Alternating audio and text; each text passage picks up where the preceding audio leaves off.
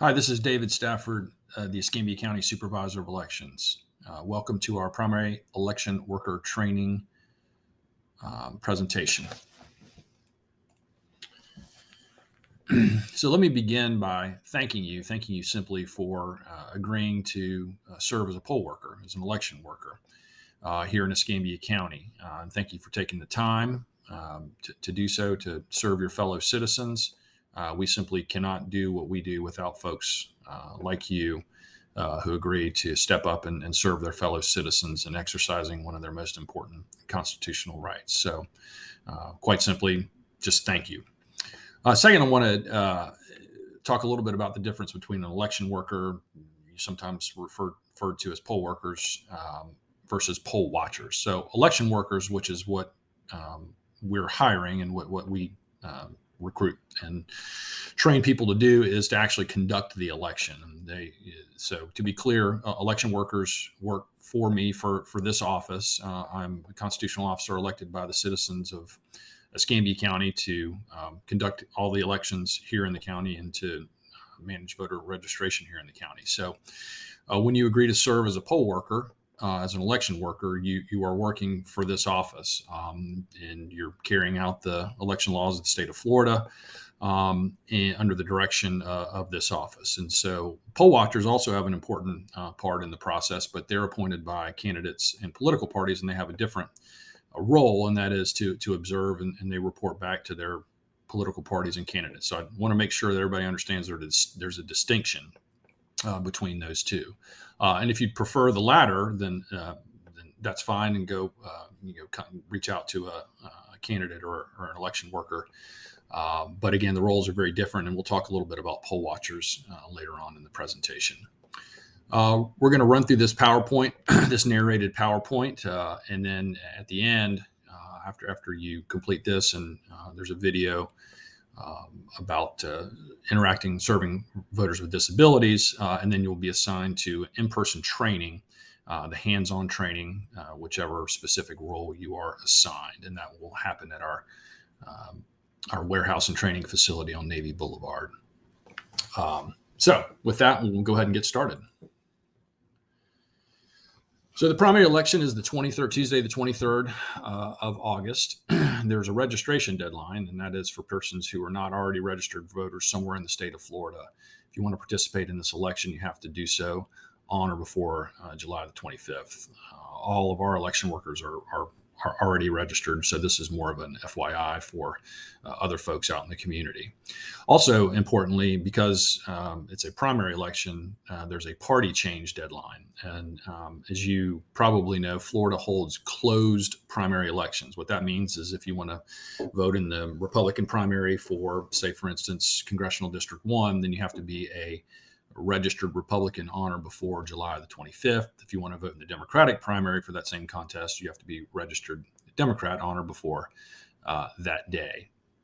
And what that means is a person cannot come into the polling place on election day and change their party affiliation. So that you're locked into your party affiliation on the 25th of July for the primary election. There's also a deadline for requesting vote by mail ballots, what used to be known as absentee ballots. And that request is 10 days before the election, which falls on the 13th of August. What that means is if you don't already have a request on file and you want to vote by mail, you need to let us know on or before the 13th of August. And all vote by mail ballots have to be in our possession, physically in our possession, by the close of polls on the 23rd of August. And that does not mean return to a polling place. They have to be back to our office by 7 o'clock on election night by the time the polls close.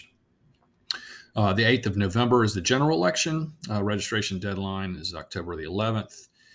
The vote by mail request deadline for that election is the 29th. And to be clear, one vote by mail request, unless you specify you only want it for the primary, will be good for both the primary and the general election.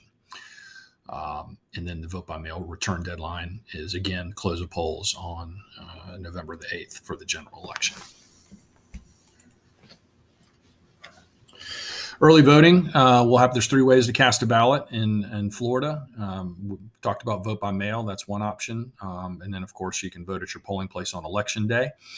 But we also have early in-person voting, and that begins on Saturday for this election. That begins on Saturday, the 13th of August, and runs 8 consecutive days to the following Saturday, which is August the 20th. We have 10 early voting locations spread throughout the county, everywhere from Century all the way down to downtown Pensacola, out west to Southwest Branch Library, and all points in between. The hours will be 9 hours a day, 9 a.m. to 6 p.m. at all of the locations, with the exception of our office, the elections office downtown, and those hours just conform to our office hours, which are 8 a.m. to 5 p.m. And again, one of the good things about early voting is you can choose any early voting location. Unlike election day, where you have to go to your assigned polling place to vote, during early voting, any voter who's registered in the county can go to any one of the 10 early voting locations and be able to vote their specific ballot style. This is mainly geared towards returning poll workers, returning election workers. And these are just want to highlight a couple of the changes that have been made mostly by the legislature since the 2020, last time we went to the polls. For voters who need to change their address at the polling place, whether during early voting or on election day, we used to require that happen on a Florida voter registration application. We're now doing that on an affidavit. It basically captures the same information, but it's just a little bit easier to complete that information. Secure ballot intake stations, which used to be known as ballot drop boxes at early voting sites, must be monitored at all times during early voting hours. That's nothing new for us. We implemented that in the 2020 election, but the legislatures made it clear that they have to be monitored at all times. We've actually added an additional person in addition to the poll deputy, specifically just to monitor the secure ballot intake stations during early voting. This is a new one and fairly significant, that no person can possess more than 2 vote by mail ballots other than those for your immediate family, which are what you would think they are, your spouse, your parent, your child, they've added grandparent as well, during an election. So what that means is you can collect the ballots for your immediate family and return them. It doesn't matter how many that is, on their behalf to the elections office or to a drop box. Secure ballot intake station. However, once you extend beyond your immediate family, let's say your neighbor, you can only do that twice in an entire election. So if you were to take your neighbors today and return it for them, and your other neighbor the next day, then that's your entire allocation. You cannot then possess another vote by mail ballot other than your immediate family during the rest of that election. That's a new provision. There's no solicitation of voters within 150 feet of the secure ballot intake stations. For us, again, this is nothing really new, because our secure ballot intake stations are positioned at the entrance to the polling location, which already has 150-foot no solicitation zone, because they just made that clear in case that the ballot intake station was somewhere other than at the entrance. Also, nothing really new for us. They made it clear that what's been termed as line warming activities, and that would be something. The idea is if there's a long line, that people coming up and providing food or drink or something like that, they made it clear that that's not an allowable activity within the 150-foot solicitation zone, unless it was done by folks from our office. And finally, there was kind of a conflicting provision in the election laws about asking a voter to confirm their address when they were checking in to vote. They've clarified that kind of removes that restriction. So, and we'll go over this more in depth during your in-person training. If you feel the need if there's a conflict between, say, what's on the voter's driver's license and what we have in our database, or what the voter indicates that their address is, you can ask the voter to confirm what their address is. And again, this is mainly geared towards returning workers. Changes made since after the 2018 election. So these were in place for 2020. But just as a reminder, the no solicitation zone was expanded from 100 feet to 150 feet. Used to be that there was a blanket prohibition against all photographies inside of a polling place during voting hours. They made a small exception to that in 2018 that allows for what they call ballot selfies, and that's the kind of the common term. Basically, a voter can take a picture of their own ballot, but that is the length of it. That's the extent of what the exception covers. So.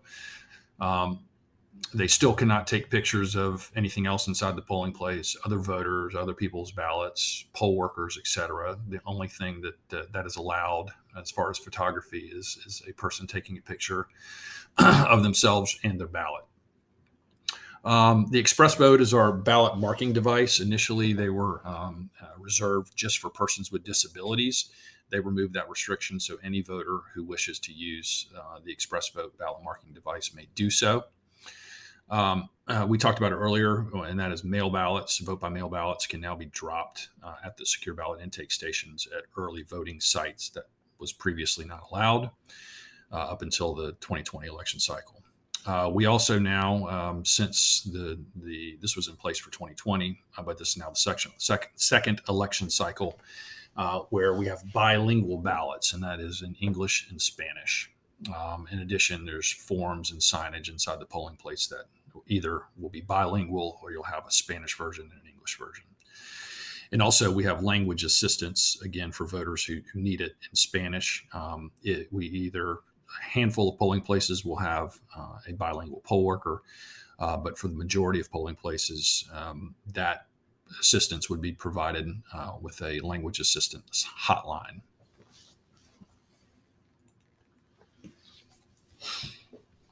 So the election team is made up of the clerk, which is the head, the person that's in charge of the polling place and all of the polling, all of the election workers, and they're trained in all aspects of everything, so they understand all of the different positions, and they're the most highly trained, and they and the EVID supervisor. The EVID, as a reminder, is the electronic poll books.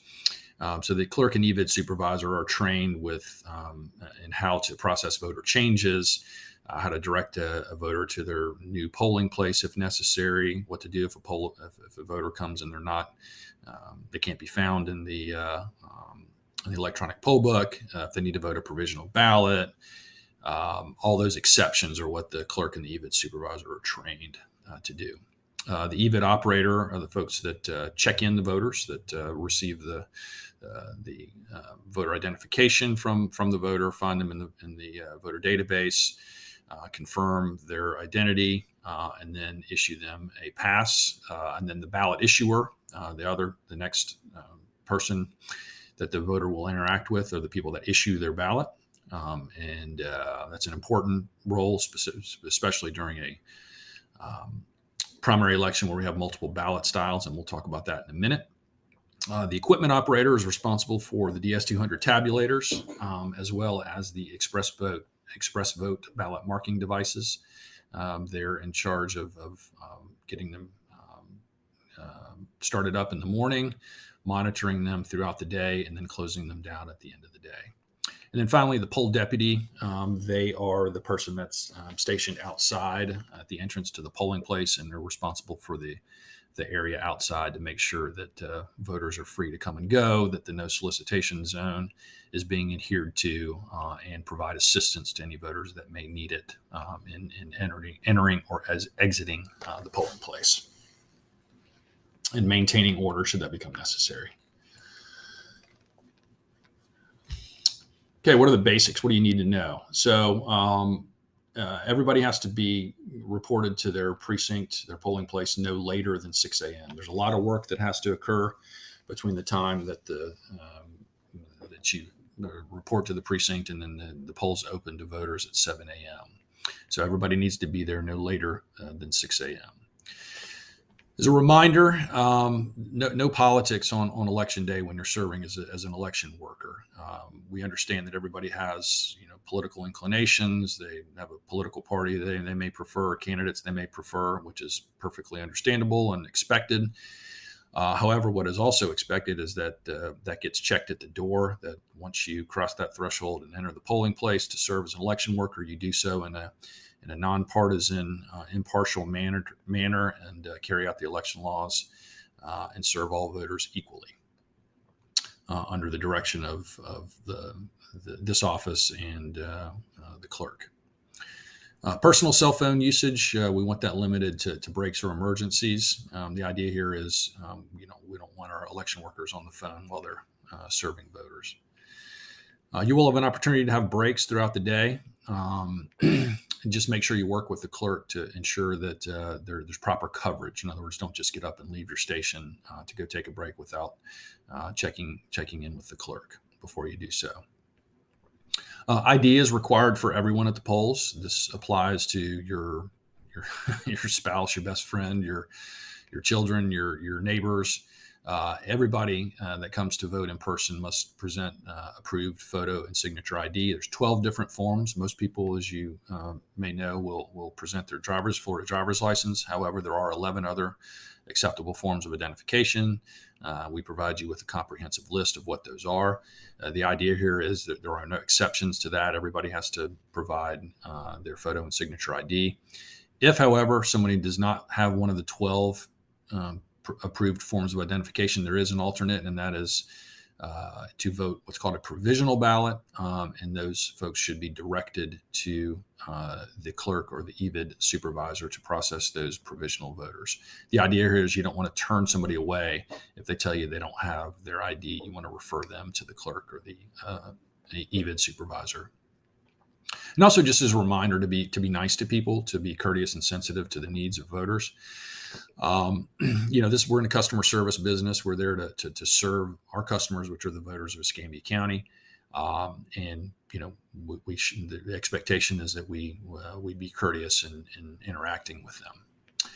And finally, all workers must stay until all the work is complete after the polls close. There is a tremendous amount of work that has to occur during that period after the polls close before you button up your polling location and return the materials to the elections office. And the expectation is that it's an all hands on deck.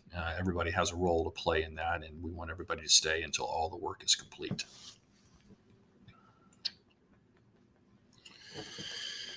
A couple of other things to remember. We want you to make sure you cast your ballot. All voters will have at least something on their ballot in this primary election. Regardless of where they are in the county or their party affiliation. Some ballots are going to be longer than others, but everybody's going to have at least something to vote on. That includes you. So a couple of things to remember here. If you know that you're working in your home precinct, your home polling place, in other words, the place that you would go to vote if you were not an election worker, you can vote on election day in your precinct if you're working in your home precinct. If, however, you are not going to be working in your home precinct, or you're unsure, say if you're a standby worker, you need to vote before election day, because otherwise you won't have an opportunity to vote. And again, as we talked about earlier, there's two different ways you can vote before election day. One is a vote by mail ballot, and the other is during the early voting period. So what to wear? We ask that you look nice, be professional, but also be comfortable. It's a long day, a lot of sitting, a lot of walking around. If you're, certain positions, you're going to be on your feet. So just be mindful of that, but also we want you to look nice. We're not saying coat and tie, but we're also not saying shorts and a t-shirt. So somewhere in between, just look nice. You're representing this office, and you're serving your fellow voters. We also want you to keep your personal business to a minimum. And so the idea here is the expectation is that you're not going to be, on your phone or pad, conducting either your day job or, some personal business while you're serving the voters. We also ask that you keep the work area clean. Just be respectful of these locations, most of which are not public facilities. They're, private. We use a lot of churches, and we want to make sure we're good tenants while we're there. So we get invited back. And part of that falls to you to not only keep the work area clean, but also to be courteous to the people there that are hosting us. And pay attention to the details with both the training and the materials that we give you. We do our best to try to focus on the really important things. So when we have checklists and step-by-step instructions, they're expected to be followed. They're there for a reason. As I said, we kind of cut out a lot of the fluff. So what is there is the really important things. And so if it tells you, if you've got a 10-step process that you have to follow it 1 through 10, and you'll be successful. Where we see people getting into difficulties was when they, for whatever reason, do not follow those checklists or those instructions to the letter. If you do so, you will be successful. If you don't, you may have an issue. Also, you should have gotten, if you didn't get a call about your training, or if once you get scheduled for your in-person training, you should get a phone call. If you prefer to have that, it's kind of a robocall to whatever the number we have on file. If it's a cell phone and you would prefer to get that in a text message, you can do so by sending the word alert to that number that's on your screen, 22300. Again, this would be one or the other. The default is you're going to get a phone call. If you prefer to get a text message, just do that. Send the word alert to 22300. Okay, again, as I mentioned, we're in a primary, and Florida holds closed primaries. What that means is that ballot styles will be different in every precinct depending on your party affiliation. And they'll also be different from precinct to precinct because some precincts are in different districts.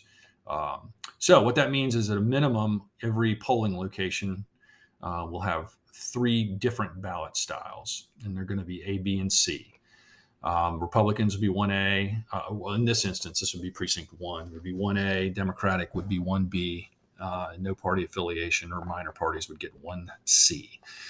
There's a handful of precincts that are split and have some additional styles, and those will be gone over in the in-person training if you fall into one of those precincts. But the thing to remember here is, particularly if you're a ballot issuer, you need to make sure that the voter gets the correct ballot style. So if the voting pass that they receive once they check in says 1A, then that voter needs to receive a 1A ballot. If it says 1B, they need to receive a 1C, a 1B. And if it says 1C, they need to receive a 1C. You will have voters that will try to talk you into giving you a different ballot style. They'll say, no, that's wrong, or I've always voted with this party, or whatnot. But you do not have the discretion to deviate from what is on that voter pass.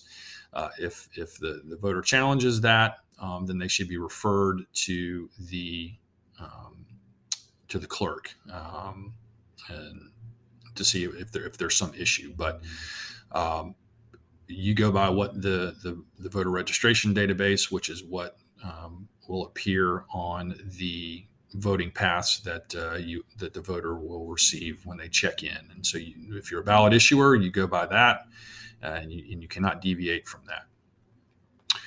Spanish language assistance. If somebody requests Spanish language assistance, then it has to be provided. Again, that's either done through the language hotline, through written materials that are there, or through a bilingual worker. All of our ballots in this primary election are bilingual, so there's not a separate English and Spanish version. It's all on one ballot. Other materials in the polling place will either be bilingual, or say, for instance, a Florida voter registration application. There's an English version and a Spanish version. As I said earlier, there is a language assistance hotline that's available to all polling locations, where you have basically an interpreter on the other end of the line. And then again, some poll workers also will speak Spanish, and you'll know who they are if you have a polling place with a bilingual worker. And also, a voter can bring in a person to help them, whether it's with language, through an interpreter, or just somebody to help them with the voting process. There is some paperwork that has to be completed generally when that happens. And so if that's the case, you want to refer those people to the clerk or the EVID supervisor.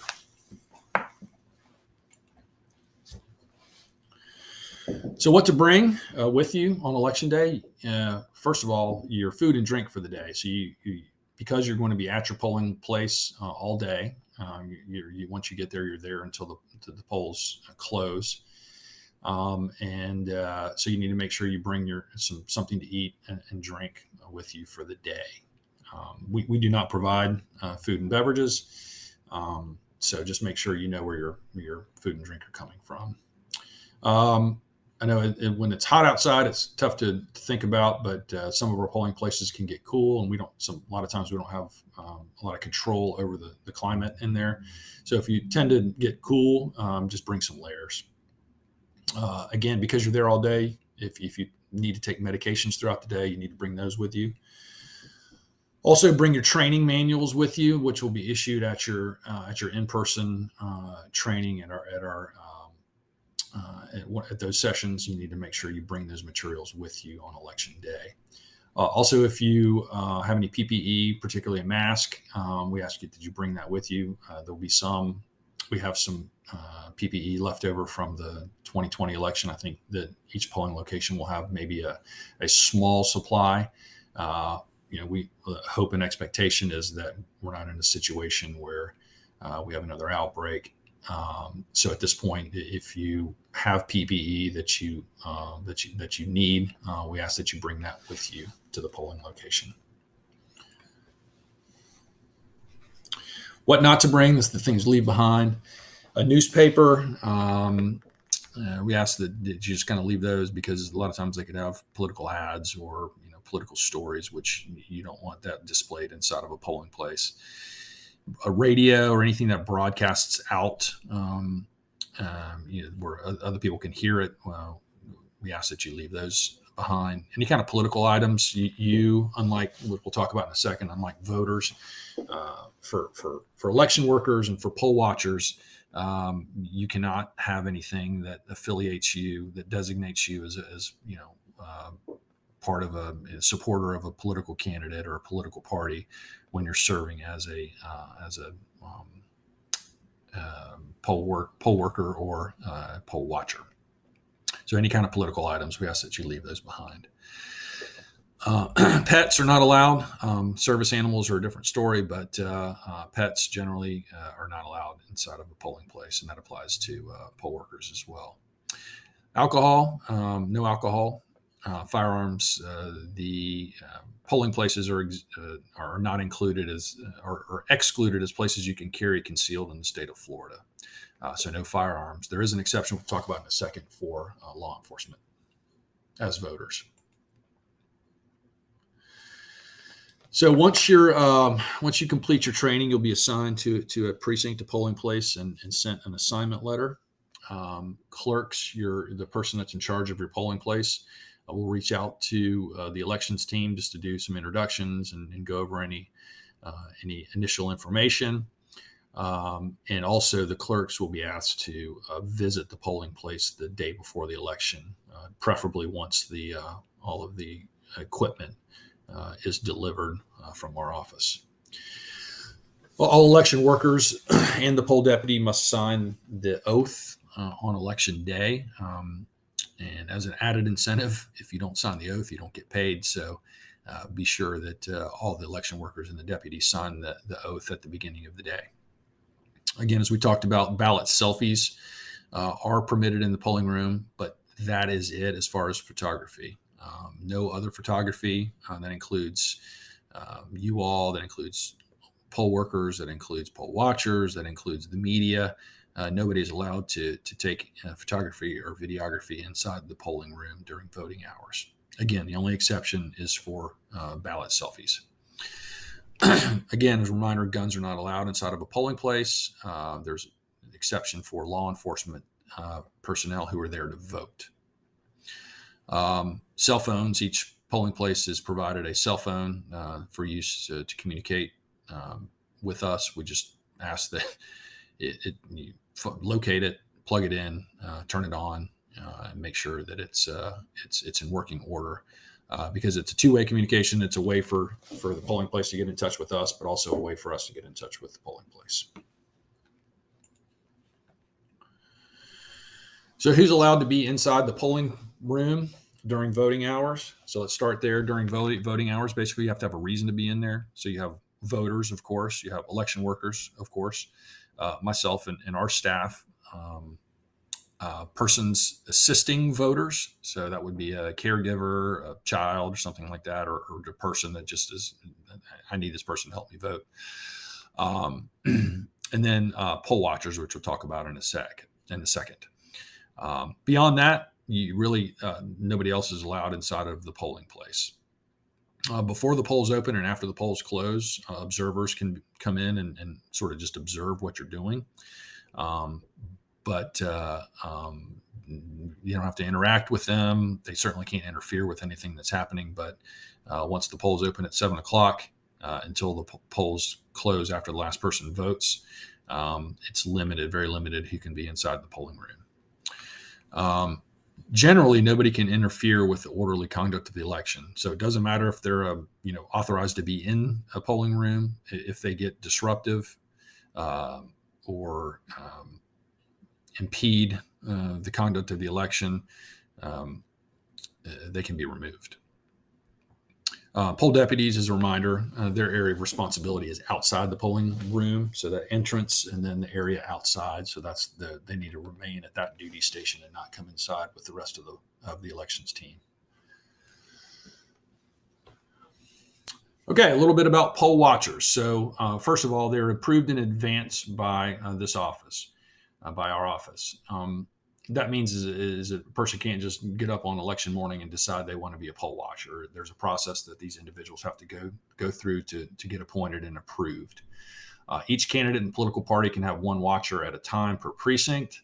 That means candidate A can have a watcher, candidate B can have a watcher, political party A can have a watcher, political party B can have a watcher, etc. The restriction is that a person representing two people representing the same, so whether it's a political party or a candidate, can't be in a polling room at the same time. So if one person comes in, the other person comes out. You could have multiple poll watchers inside your polling room, just to be clear, but they would be representing different candidates or political parties. Each poll watcher has to be a qualified and registered voter in Escambia County, so you're not going to have people from outside of Escambia County serving as poll watchers. The clerk, this is important, the clerk has a comprehensive list of all approved poll watchers. If they're not on the list, they're not a poll watcher. So if an individual comes in and says, hey, I'm David, I'm here to be a poll watcher, the first thing that you're going to do is you're going to refer them to the clerk. The clerk is going to ask for identification and check that voter to see that they're on the list of approved poll watchers. And the poll watchers are issued an identification badge. Again, this is different than their personal identification. The identification badge is something they have to wear at all times that just indicates that they're a poll watcher. When they check in, they need to provide some type of identification to prove they are who they are, because the ID badge does not have a picture on it. They're only allowed to communicate with the clerk of the precinct. So not with the rest of the poll workers, not with voters. They're not allowed to provide assistance to voters. Their only communication can be with the clerk of the precinct.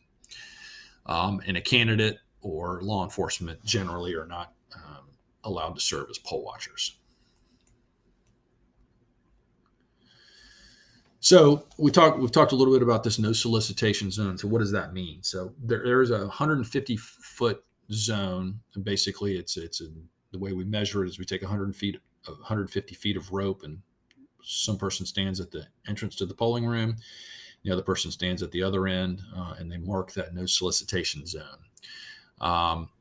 And so that means that once a voter enters that no solicitation zone, you cannot basically interact with that voter in soliciting them. So what does that mean? That means putting up signs, asking them to sign a petition, asking them for their vote, distributing materials, selling anything. Those are all prohibited activities once the voter enters that 150-foot zone.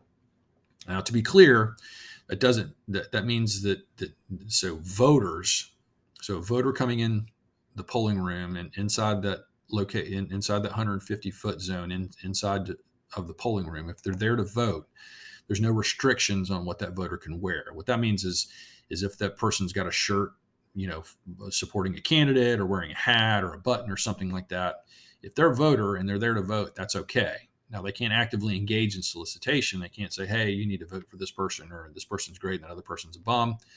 But just simply wearing that, if they're a voter there to vote, that's okay. Again, it doesn't apply to, we're not talking about poll watchers. We're not talking about election workers. That restriction does apply. You can't wear any of that. But if you're a voter there to vote, they can wear whatever they want as long as they come in, vote, and leave just like everybody else.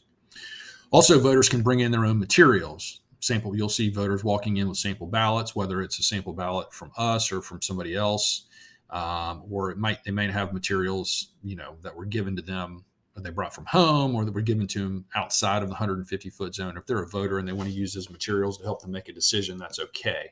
You do want to make sure you're monitoring those booths regularly to make sure that people don't leave any of those materials behind for the next voter to come into contact with.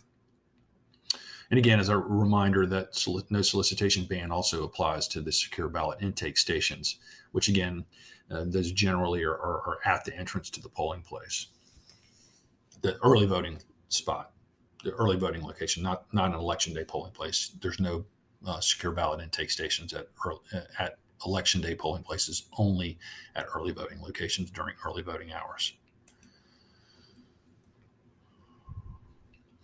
So there's been a lot of talk about election security over the course of the last couple of years. We've always engaged in, we have a robust election security procedures, but you play a very important role in that. And things like doing seal verification, doing two-person signature verification for confirming seals, locks, etc.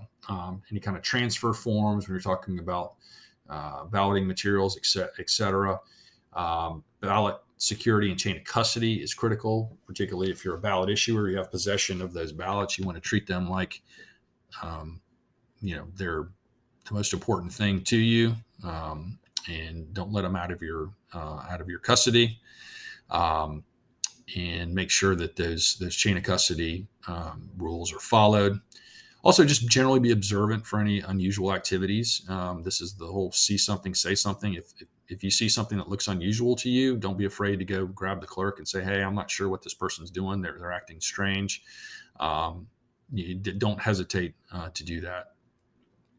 Don't leave any equipment, whether it's the electronic poll books, the ballots, the voting equipment. Don't leave it unattended at any time. Again, if you have to use the restroom, if you have to take a break, make sure that the clerk is aware of that and that your station is attended by somebody else, another election worker.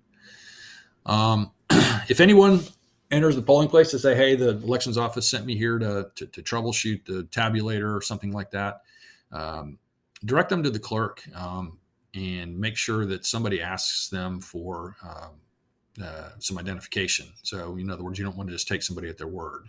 We would expect this to happen, and anybody that works for me is not going to have any problem producing identification. They're going to be thankful that you're on your toes and asking them to prove they are who they say they are.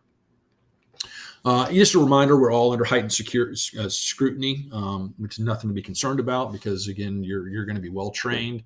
But part of that is just following those procedures and making sure that if you're asked to complete paperwork, it's done and it's done correctly and completely. Take your time. Don't sacrifice accuracy for speed, but just follow those procedures closely and you'll be successful. And again, make sure you complete all of that paperwork that's required to complete the election. We're almost to the end. Little word about dealing with difficult voters. Just like anything in life, you're going to come into contact with people who may not be pleasant.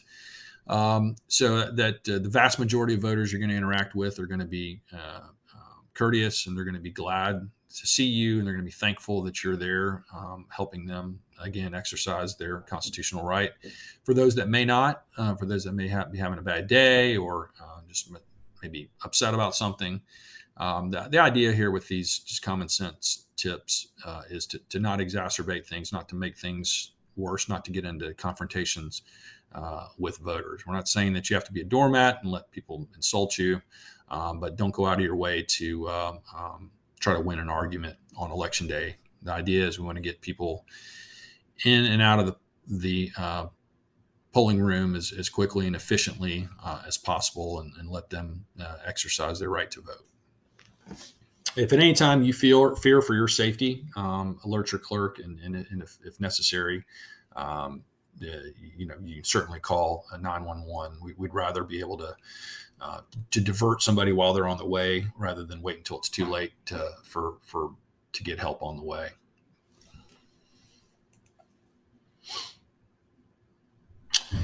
And finally, just to remember, you're always going to have first-time voters. It sounds obvious, but it's always a good reminder. You're going to have people that have just turned 18 since the last election. This is going to be the first election they're going to be voting in. You're going to have people that are new, either to the state of Florida. Maybe they've been voting, but they've been voting in another state. They may have been voting in a different county. And believe it or not, things are done differently. We have different equipment from county to county, different procedures. And so you're always going to have first-time voters. And so just recognize that. And if somebody looks like they may be a little confused or unsure, don't hesitate to just ask. Say, is there anything we can help you with? Is there any questions that you have that we might be able to answer? So just the worst they can say is no, I'm fine. So you'll be surprised at how many people will take you up on that. So yeah, I just got a question about this, that, or the other. And most of the time you're going to be able to easily answer that question and provide guidance to that voter. Now, to be clear, we're not talking about, you will have voters who will ask you to try to interpret something on the ballot, or try to tell you, I need more information about this candidate. That's not what we're talking about. That is not a role that you would play, but just procedures about, well, how do I fill out the oval, or, what am I supposed to circle it? Those are the type of things that we're talking about as it relates to educating the voter on the process, not necessarily on the content of what's on the ballot. And with that, that is the end of this presentation. Thank you for your attention. Thank you again for your willingness to serve, to help us, to help your fellow voters. And we look forward to seeing you at your next training, in-person training. And we wish you a successful 2022 primary election. As always, if you have questions, concerns, input, don't hesitate to reach out to us here at the Elections Office. Thank you so much.